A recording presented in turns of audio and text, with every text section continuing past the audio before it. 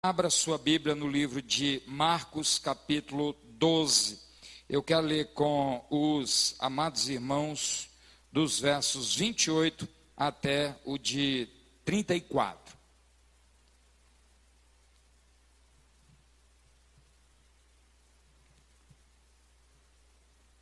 Diz o texto sagrado assim, nesta minha tradução.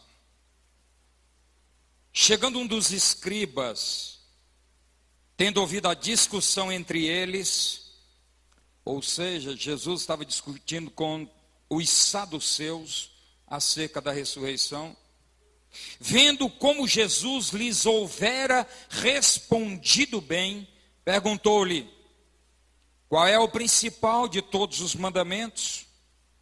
Respondeu-lhe Jesus: o principal é: ouve, ó Israel, o Senhor nosso Deus é o único Senhor. Amarás, pois, o Senhor teu Deus de todo o teu coração, de toda a tua alma, de todo o teu entendimento e de toda a tua força. O segundo é: amarás o teu próximo como a ti mesmo. Não há outro mandamento maior do que estes. Disse-lhe o escriba: muito bem, mestre. E com verdade disseste que ele é o único, e não há outro senão ele. E que amar a Deus de todo o coração e de todo o entendimento e de toda a força, e amar ao próximo como a si mesmo, excede a todos os holocaustos e sacrifícios. Vendo Jesus que ele havia respondido sabiamente, declarou-lhe: não estás longe do reino de Deus. Vou repetir o que Jesus disse para ele. Não estás longe do reino de Deus. E já ninguém mais ousava interrogá-lo. O nosso inário para o culto cristão, no hino de número 237, tem um hino que infelizmente se canta pouco hoje nas igrejas batistas. E o título é Tão Perto. E a primeira estrofe, as primeiras letras deste hino diz: tão perto do reino, mas sem salvação. Tomei emprestado as primeiras palavras do cantor cristão no hino 237, para dar título a esta minha meditação da noite. Tão perto do reino, mas sem salvação. Nas palavras de Jesus: não estás longe do reino de Deus. Interessante é para quem Jesus dirige estas palavras. Um escriba, alguém que estava na casta superior da religiosidade judaica dos seus dias. Um profissional da religião. Um exegeta acerca da lei. E é a este homem que Jesus diz: não estás longe do reino. Nesse texto que eu acabei de ler para os amados irmãos, e espero que você me acompanhe, há algumas atitudes extremamente importantes do escriba, mas que não são suficientes para a salvação. E confesso, amados irmãos, que não há um texto que eu tenha meditado nos últimos anos que qualifique, tipifique tão bem o mundo evangelical que você e eu vivemos. Pessoas que, a despeito de estarem tão perto do reino, estão sem salvação. E eu queria elencar algumas atitudes, algumas posturas, algumas falas deste homem, que se assemelham a muitos, que nós tributamos como paradigmas da igreja, ou mesmo não ousamos sequer questionar se são salvos ou não. Perto de Deus, mas sem salvação. Vejamos algumas atitudes deste escriba. Logo no versículo 28 é dito que ele se aproxima de Jesus. A mesma narrativa de Mateus capítulo 22, a partir do versículo 34, é dito que ele se aproxima de Jesus. Aproximando-se dele, diz outra tradução.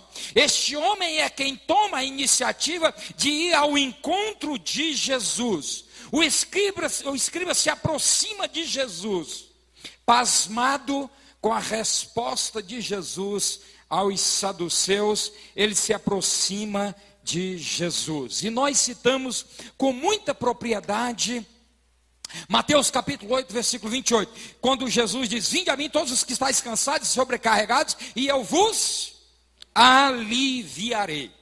Mas, amados irmãos, eis aqui para quem Jesus diz: você não está longe do rei, você está perto, mas você não está salvo. Esta, amados irmãos, talvez seja a primeira marca, a primeira atitude deste homem que leva muitos a se confundirem. Pessoas que têm prazer de se aproximar de Jesus nos cultos da igreja. Pessoas que têm uma certa voluntariedade em ir ao encontro de Jesus, mas quando Jesus fala lá no Mateus 11, 28, ele diz: vinde a mim todos que estáis cansados e sobrecarregados, e eu vos aliviarei. Mas é só no verso 29 que ele vai dizer: tem descanso para a alma. Há uma diferença muito grande, amados irmãos, entre alívio e descanso para a alma. Há uma diferença muito grande em estar perto do reino e não ser salvo. Você deve conhecer muitas pessoas que estão se aproximando de Jesus, mas a motivação é errada. Sabe quem é que vai elucidar isso para nós? Mateus capítulo 22, verso 35, a mesma narrativa que Marcos omite, Mateus alardeia. Diz que este homem se aproxima de Jesus para experimentá-lo. Diz o texto sagrado, experimentando-o. A aproximação deste homem não é para adorar. A aproximação deste homem não é para ser salvo. A aproximação deste homem, a despeito de ser um profissional da religião, a aproximação de Jesus é pelas motivações erradas. Amados irmãos, nós não podemos contar, e certamente você não pode contar, quantos não estão se aproximando de Jesus com a motivação errada, ou muitas vezes nos embriagamos com a igreja domingo à noite, lotada e cheia de pessoas que estão se aproximando do Senhor apenas no domingo à noite, quando aproximar-se de Jesus está longe de ser a marca distintiva de alguém que foi alcançado pela graça e tem o seu nome escrito no livro da vida. Mas, no verso 32, amados irmãos, eu queria que você observasse algumas coisas no verso 32, e eu vou repetir. Disse-lhe o escriba: muito bem. Ele concorda com a palavra do Senhor, ele se dirige a Jesus e diz: mestre, muito bem, mestre, e com verdade disseste que ele é o único e não há outro senão ele. Sabe o que esse homem está dizendo? Gostei da sua palavra. O texto sagrado diz assim em outra tradução: percebendo que Jesus havia respondido bem. A resposta de Jesus para aquele moço ganhou aplausos dele, foi convincente para ele.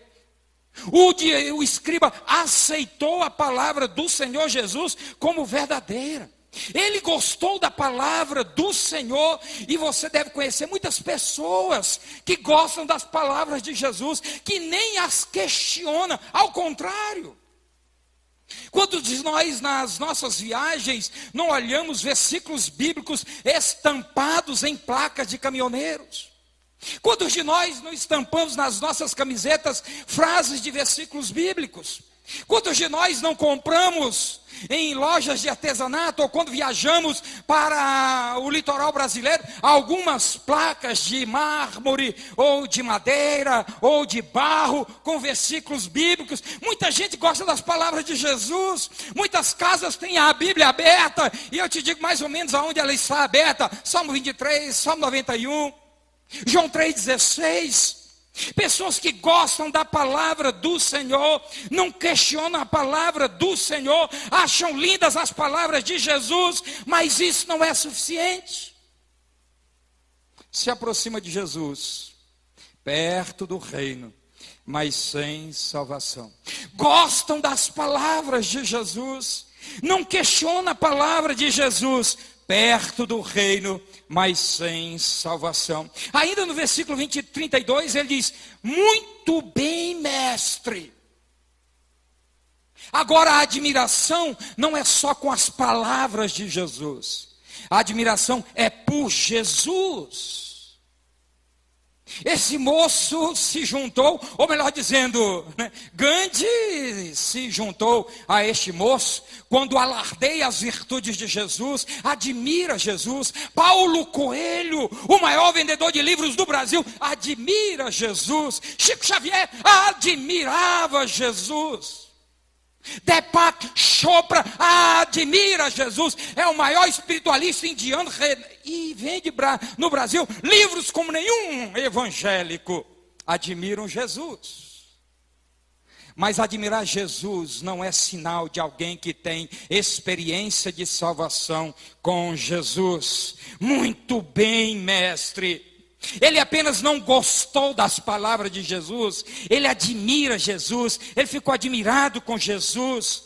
Mas eu quero dizer para você que ser admirador de Jesus não é suficiente. Perto do reino, mas sem salvação. Você está me acompanhando? Pessoas que se aproximam de Jesus, muitas vezes com a motivação equivocada, muitas vezes é para passar no concurso público, muitas vezes é para fugir de um processo, muitas vezes é para ganhar uma causa, muitas vezes é para salvar um casamento. Não que essa não seja uma motivação, mas isso não é característica de quem tem uma experiência de salvação com o Senhor. Muitas pessoas amam a palavra do Senhor. Como eu gosto de ouvir aquele cabeçudinho, como eu gosto de ouvir uma palavra, como eu gosto de ler uma palavra. Que versículo lindo, que versículo maravilhoso. Gostam da palavra de Jesus, mas não é suficiente. Admiram Jesus, não é suficiente. Mas há uma coisa, versículo 32 ainda diz: com verdade disseste. Grifa na tua Bíblia aí. Com verdade disseste. O escriba, amados irmãos, não apenas admirou Jesus, não apenas gostou das palavras de Jesus, ele concordou com Jesus. Mas é a este sujeito que se aproxima dele, que gosta da sua palavra, que o admira, que concorda com a sua palavra, que Jesus diz: não estás longe do reino de Deus. E que o nosso culto cristão, cantor cristão diz: tão perto do reino, mas sem salvação. O escriba, amados irmãos, aceitou a palavra de Jesus como verdadeira. Muitos aceitam a palavra do Senhor como verdadeira, mas isso, amados irmãos, não significa que eles têm experiência com o Senhor. Lá em João, no capítulo 14, no capítulo 15, no verso 14, há uma palavra que estronda em os nossos corações, quando o apóstolo diz: vós sois meus amigos, se fazeis o que eu vos mando. Não é apenas concordar, amados irmãos, não é apenas aceitar, mas viver, cumprir a palavra do Senhor. É a este homem que concorda. Eu concordo com Jesus. Aqui, Jesus não está querendo que você concorde com a palavra dele. Jesus está querendo é que você viva a palavra dele. Jesus está querendo é que você pratique a sua palavra. Muitos amados irmãos gostam da palavra de Jesus, admiram Jesus, concordam com a palavra de Jesus, mas não vivem a palavra do Senhor. Com verdade, diz o texto sagrado, com verdade o disseste. Mas há uma outra coisa interessante. Este homem vai recitar o que Sheila chamou hoje no seu sotaque. Ela chama de Shema, Não é Shema, né? Eu chamo de Shema. O que é o Shema? Deuteronômio 6. É a profissão de fé do judeu. É o grito monoteísta do judeu. Shema no hebraico significa tão somente ouve, ou melhor, escutai. Este é o grito de Moisés em Deuteronômio 6. Escuta, Israel. Ouve, Israel. Não há Deus como nosso Deus. E aí o texto se segue. Mas é interessante que o escriba vai recitar. Mas ele não vai só recitar Deuteronômio capítulo 6, verso 3 e 4 e 5, melhor dizendo. Ele vai acrescentar. Ele vai citar Levítico 19 e 18. Ele vai citar Deuteronômio 4, 39. O que eu quero te dizer com isso, meu irmão? Tem uma letrinha na tua Bíblia, depois você confere.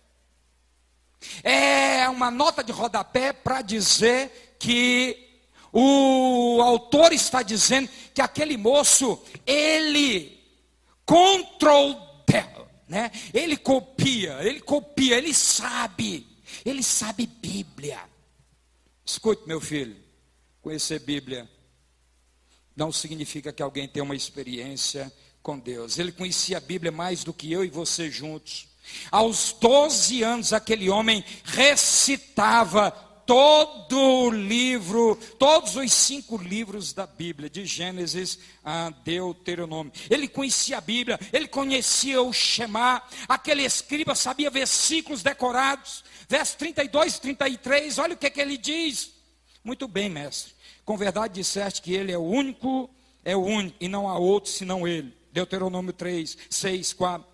E que amar a Deus de todo o coração, de todo o entendimento, de todo o favor, e amar ao próximo como a si mesmo, excede a todos os holocaustos e sacrifícios. E com isso, amados irmãos, ele está avocando lá Levítico. Ele conhece a Bíblia. E não são poucos, amados irmãos, de pessoas que conhecem Bíblia, mas não são salvos. Conhece a Bíblia, mas é a este que Jesus diz: você não está tão perto, você está perto do reino, mas sem salvação. Aquele escriba repete com precisão as palavras de Jesus. Mais do que recitar textos bíblicos, amados irmãos, o Senhor quer que nós vivamos a palavra de Deus. Como é que Jesus encerra o chamado Sermão do Monte? Jesus diz: quem ouve as minhas palavras, e o quê? E as pratica, compará-lo-ei ao homem sábio, que edifica a sua casa sobre a rocha. Podem vir as chuvas, podem vir os ventos, podem vir os rios, ou seja, tribulações de cima, dos lados e de baixo, pode vir angústias do inferno, mas ele vai permanecer firme. Mas não é quem conhece a Bíblia, é quem vive a Bíblia. O irmão de Jesus, e alguém poderia bater no peito e dizer: é irmão de Jesus. Tiago vai dizer isso no capítulo 1 da sua carta, que ele quer que nós não sejamos apenas ouvintes da palavra de Deus, mas ele quer que nós sejamos o quê? Praticantes da palavra do Senhor. Mais do que recitar textos bíblicos, ele quer que nós vivamos a palavra de Deus. E aí, amados irmãos, eu citei 5 coisas, se você me acompanhou. Esse cara se aproxima de Jesus, gosta das palavras de Jesus, admira Jesus, concorda com Jesus, sabe Bíblia mais do que eu e você juntos. Mas Jesus diz para ele: não estás longe do reino. Nas palavras do nosso hino, tão perto do reino, mas sem salvação. E alguém pode estar perguntando: pastor, esse cara que fez tudo isso e ainda carregava na sua própria história, na sua biografia, a pecha de ser um escriba, o que é necessário para então nós sermos salvos? Entre muitas coisas eu quero citar apenas 3. Primeiro, nascer de novo. Simples, né? Tão simples que um outro profissional da religião, um homem chamado Nicodemos, é com ele que Jesus vai dialogar. E o Senhor vai dizer para ele que era necessário que ele nascesse de novo. E alguém pode dizer, mas é tão fácil assim? Não, sabe por quê? Porque nem eu e nem você podemos fazer isso. Isso é graça. A Bíblia vai dizer que se o Espírito Santo não nos convencer de que nós somos pecadores, de que há um inferno, há um juízo, nós não conseguiremos entender. Mais do que isso, a Bíblia diz que se o Senhor não nos escolher, e esta escolha não é hoje e agora, é lá na eternidade, como diz Paulo aos Efésios, que Deus nos escolheu em Cristo antes da fundação do mundo. Não é apenas alguém dizer assim, mas eu quero nascer de novo. Opa! É obra do Espírito Santo. E Nicodemos entra em estado de choque, porque ele não entende, e o Senhor vai dizer, é como o vento, ele sopra onde quer, como quer, ainda que você não perceba, não veja, mas você sente. É isso. O processo de salvação, amados irmãos, é graça, é graça, é graça. Pela graça sois salvos. E isso não vem de vós, é o quê? É dom, é graça, é charismata, é charis de Deus, é presente merecido, é dom de Deus. Mas, amados irmãos, há uma coisa que se junta a isso. Quando Pedro está expondo a palavra do Senhor, como ninguém o fizera até então. No capítulo 2 do livro de Atos, a partir do versículo 37 e 38, aqueles homens de mais de 10 nações reunidas, quando estão sendo bombardeados pela exposição da palavra do Senhor, e é só palavra do Senhor, diz o texto sagrado, que compungindo-se-lhes o coração, eles gritam a plenos pulmões, o que nós devemos fazer? Pedro responde o quê? Arrependei-vos e crede. Amados irmãos, eis o que nós precisamos, nascer de novo, e isso é obra do Espírito Santo. Arrependei-vos e convertei-vos. E o que é converter? É dar meia volta. É impossível alguém dizer que é convertido e vive do mesmo jeito, não nasceu de novo, não tem experiência com Jesus, está na igreja, é profissional da religião, sabe Bíblia, gosta de Jesus, concorda com Jesus, recita texto bíblico, mas não tem experiência de salvação com Jesus. Porque quem tem uma experiência com Jesus é convencido não por homens, mas pelo Espírito Santo de Deus. Começa a sentir-se literalmente, como a Bíblia nos descreve, como um morto-vivo. Aliás, morto-vivo, como um morto, que só pode ser revivido por Jesus de Nazaré. Eu quero ler esses dois textos com vocês, e abra sua Bíblia, por gentileza. Eu os citei, mas quero que você guarde aí na tabinha do seu coração e na sua Bíblia mesmo, capítulo 2. Olha o que diz o texto sagrado no verso 37 e no verso 38. Olha estes homens que são religiosos. Eu quero que você entenda que eles eram religiosos. Eles estavam na grande festa do Pentecostes. Amados irmãos, a terceira festa do calendário judaico.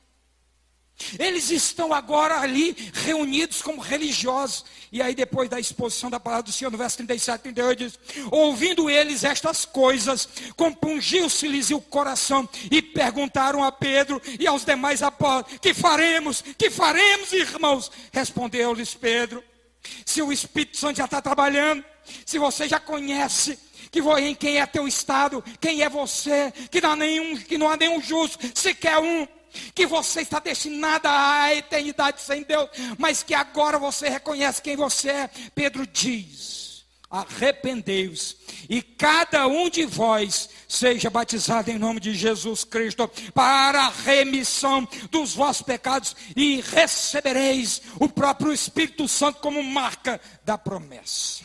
Capítulo 3, verso 19. Olha aí ainda em Atos, quando o texto sagrado diz: arrependei-vos, pois, e convertei-vos para serem cancelados os vossos pecados. O que é preciso, amados irmãos, para sermos salvos? Me aproximar de Jesus? Não. O que é necessário para eu ser salvo? Gostar das palavras de Jesus? Não. O que é necessário para eu ser salvo? Ser um admirador de Jesus? Não. O que é necessário para eu ser salvo? Concordar com Jesus? Não. O que é necessário para eu ser salvo? Conhecer a Bíblia? Não. O que é necessário para ser salvo? É ser achado por Deus, é ser encontrado por Deus em Jesus Cristo, porque Ele mesmo disse: foi eu que escolhi vocês e não vocês que me escolheram. Nós não temos condições de buscarmos a Deus, por isso que a Bíblia fala de iniquidade. Sabe o que é iniquidade? É a inclinação natural para o pecado original, para a queda. Eu e você não temos nada de bom, eu e você não temos nada de valor. É por isso que Jeremias, no capítulo 5, no verso 1 do seu livro, diz: dai voltas em Jerusalém, roda os 4 cantos de Jerusalém e vê se encontra um. Ele não está falando, dá uma volta em Taguatinga. Ele não está dizendo, dá uma volta em Sodoma e Gomorra. Que Jeremias está dizendo, dá uma volta no centro cultico de Israel. Dá uma volta aonde está a casta religiosa de Israel e vê se acha um só que busque a Deus. Nós não temos condições, amados irmãos. O nascer de novo é obra do Espírito, é obra da graça. E em resposta, nós só podemos dizer: eu não quero mais este caminho. Eu agora estou sendo convencido de quem de fato eu sou. É por isso, amados irmãos, que não dá para entender alguém que está na igreja no domingo e quando sai vai viver a mesma patifaria, vai beber todas, vai namorar com todas, o palavrão do mesmo jeito. Você está na igreja, você se aproxima de Jesus, você conhece Bíblia, você pode ser até o admirador de Jesus, mas se você não se converter, você vai morar com o diabo e os seus demônios nas profundezas do inferno. Você gosta de mim ou você não gosta, se você não se converter, se você não mudar de vida, se você não der mostras de que o Espírito Santo é real na sua vida, você está destinado à eternidade sem Deus. O que é necessário, meu irmão? Eu queria ler com você alguns textos que você conhece. Sei que você conhece. Eu só quero trazer a sua memória. Está lá em 1 de João, capítulo 3. 1 de João, no capítulo 3, eu quero que você me ajude nessas leituras. 1 de João, capítulo 3.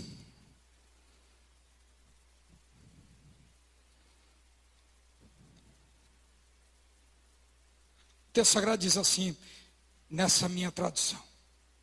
Verso 6, o texto diz assim. Capítulo 3, verso 6. Todo aquele que permanece nele não vive pecando. Todo aquele que vive pecando, presta atenção, meu irmão, nunca o viu, não o viu, nem o conheceu. A Bíblia não está dizendo quem não pecou. Lê direito. A Bíblia está dizendo quem vive pecando. A Bíblia está dizendo quem vive na prática do pecado. Verso 8. Aquele que pratica o pecado procede de quem? Do diabo. É por isso, amados irmãos, que alguns me odeiam. Quando no gabinete eu já disse algumas vezes, para algumas vezes, me dá uma prova de que Jesus é real na tua vida, vivendo desse jeito. Todo aquele que é nascido de Deus não vive na prática do pecado, pois o que permanece nele é a divina semente. Ora, esse não pode viver pecando, porque é o quê? Nascido de Deus. Completa com o verso 9. Todo aquele que é nascido de Deus, de novo, não vive na prática de pecado, pois o que permanece nele é a divina semente. Ora, esse não pode viver pecando, porque é nascido de Deus. Nisto manifestam os filhos de Deus. Amados irmãos, nós não podemos nos enganar. Não basta bater no peito e dizer: eu me aproximei de Jesus no domingo à noite, e daí? Eu leio a Bíblia e digo: eu até concordo com as palavras de Jesus, e daí? Jesus é um cara bacana, e daí? Amados irmãos, se você não nascer de novo, por obra do Espírito Santo, se a graça não te escolheu, e aí é o grito de desespero. Se você já está aqui, há um grande indício que Deus está trabalhando para que você se enxergue como pecador, como alguém que está afastado de Deus, destituído da graça de Deus, e Deus talvez esteja te chamando. Mas há uma coisa interessante, amados irmãos, porque a palavra de Deus diz que além de nós nos convertermos, além de nós termos que nos arrepender, de que o pecado não pode ser a marca de alguém que vive pecando. Eu já citei, vou citar de novo. Hebreus 12, 4 é dito assim. Esse é o tipo do texto que a gente não pode esquecer. Sabe o que Hebreus diz? Ele diz assim: na vossa luta contra o pecado, vocês ainda não sangraram. Na vossa luta contra o pecado, vocês ainda não sangraram. O cara tem problema com a prostituição, compra o melhor celular e assina o melhor plano de internet que ele possa ter. Aonde que existe evidência de lutar contra o pecado até sangrar? Alguém que tem inclinação com a prostituição, com o adultério, e começa a se insinuar, seja com roupas, seja com galanteios, como que essa pessoa está demonstrando que está sangrando? Na vossa luta contra o pecado, vocês não sangraram ainda. Pastor Miguel Nunes, a quem eu tive o prazer de ouvi-lo há poucos dias, pastor batista da República Dominicana, de São Domingos. Um pastor o procurou e disse: pastor, eu queria um gabinete contigo. Amigos de ministério. Pastor Miguel Nunes o atendeu. E ele foi dizer: pastor, eu tenho uma prática de pecado. Aliás, não, algumas práticas de pecado. Antes mesmo de ser pastor. E depois de ser pastor, a prática é a mesma. Eu não consigo abrir mão dessas coisas. Pastor Miguel Nunes disse para ele: eu vou te fazer uma pergunta, e não pense que ela será ofensiva. Mas antes de fazer esta pergunta, eu quero que você volte para sua casa, passe uma semana orando, e volte e eu te digo qual é essa pergunta. Feito. Uma semana depois, eles se reuniram novamente. E antes que o pastor Miguel Nunes fizesse a pergunta, ele disse para o pastor: pastor, eu não sou convertido, eu nunca tive uma experiência com Deus, a despeito de ser pastor e estar numa igreja. Depois esse homem abandonou o ministério, abandonou a esposa e foi viver dissolutamente. Pouco tempo depois, a mesma coisa. Só que agora um moço chega para ele e diz: pastor, eu vivo numa prática de pecado. Só que agora o pastor Miguel Nunes não faz um pedido para que ele passe uma semana orando. Pastor Miguel Nunes diz: você não é convertido.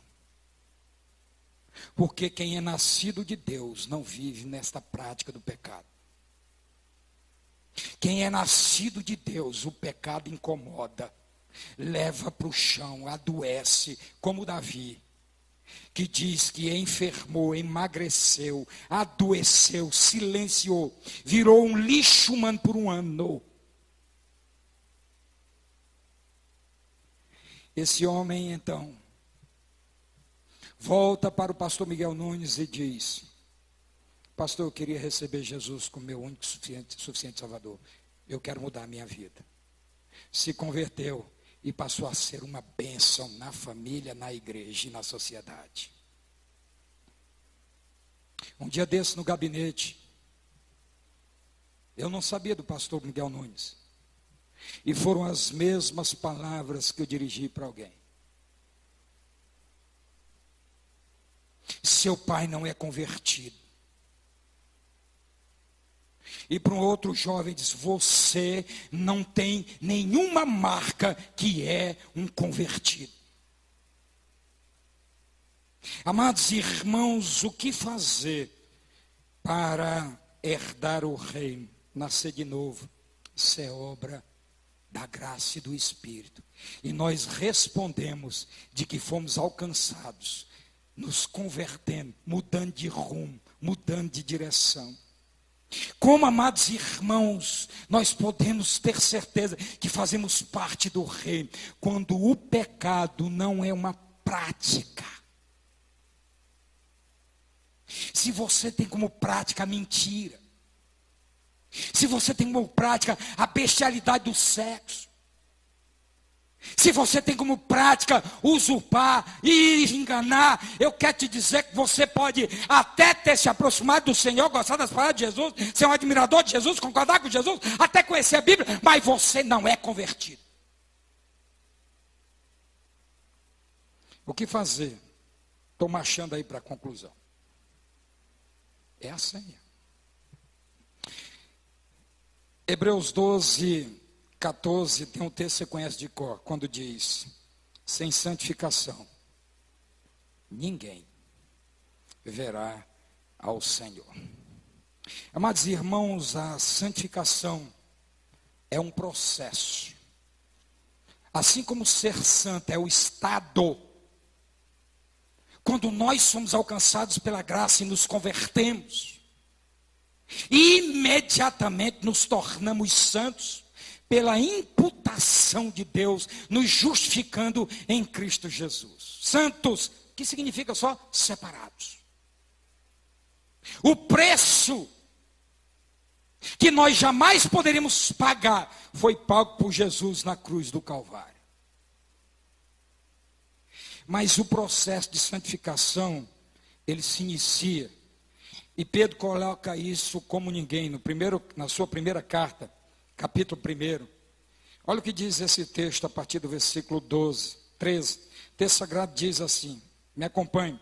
Por isso, cingindo o vosso entendimento, sede sóbrios e esperai inteiramente, aonde? Na graça que vos está sendo trazida, na revelação de Jesus Cristo. Como filhos, preste atenção, como filhos da obediência, não vos amoldeis às paixões que tinhais anteriormente na vossa ignorância. Agora, pelo contrário, segundo é santo aquele que vos chamou, tornai-vos santos também vós mesmos em todo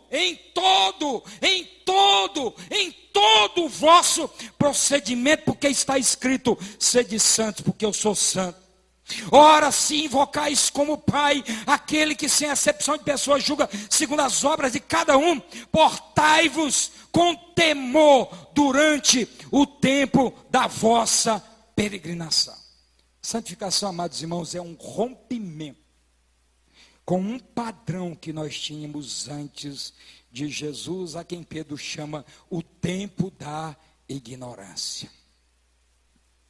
Se você ainda está absolutamente amoldado à maneira de falar do mundo, com estes palavrões nojentos e porcos, que você, como um bom ator, para não chamá-lo de hipócrita, como um bom ator, não fala na igreja, mas fala em casa, fala no trabalho, fala na faculdade.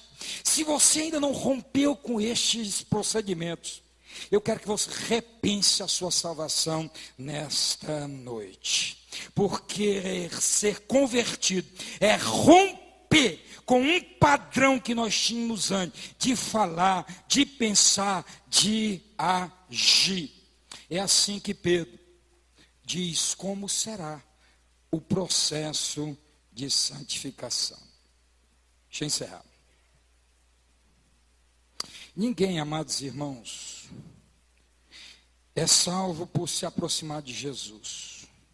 Gostar do Evangelho, ser admirador de Jesus, você já sabe, eu já disse isso. Quem gosta de futebol já ouviu a expressão, seja no rádio ou na própria televisão, o narrador dizendo, na trave! Parecia Galvão Bueno agora. Na trave! Na trave! Um dia desses, assistindo a um jogo de futebol, o time chutou 3 bolas na trave. Mas ao final do jogo, aquele time que chutara 3 bolas na trave, perdeu o jogo. Bola na trave não ganha jogo.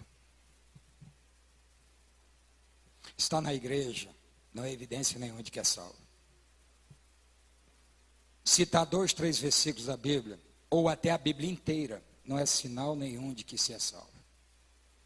Concordar com Jesus não é sinônimo nenhum de que se é salvo.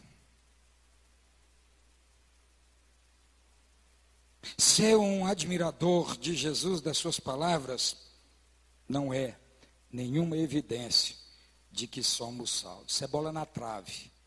E bola na trave não ganha jogo. Acumular, amados irmãos, conhecimento da palavra de Deus é muito bom.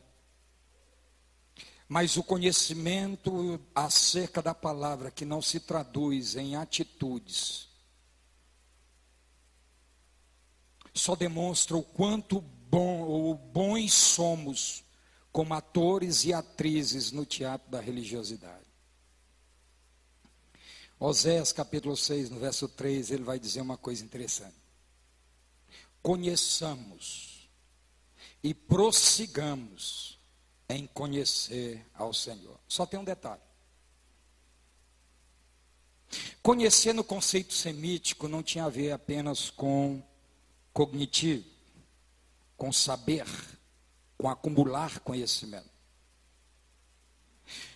Quando o profeta diz, conheçamos e prossigamos em conhecer ao Senhor, ele vai dizer o que Paulo vai reverberar isso em 1 Coríntios, dizendo que nós precisamos caminhar de glória em glória.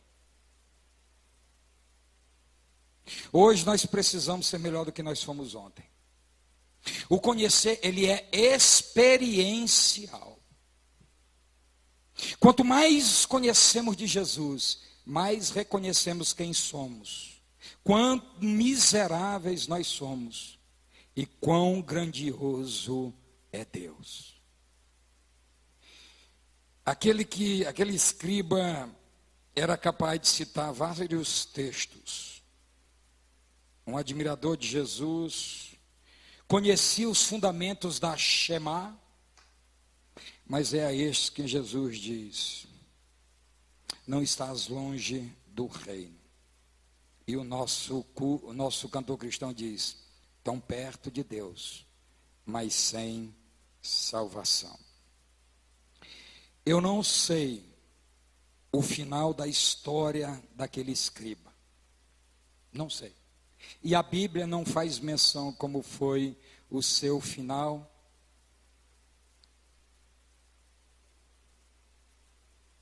Mas eu posso ver com os próprios olhos o que pode significar esta palavra para a sua vida a partir de hoje.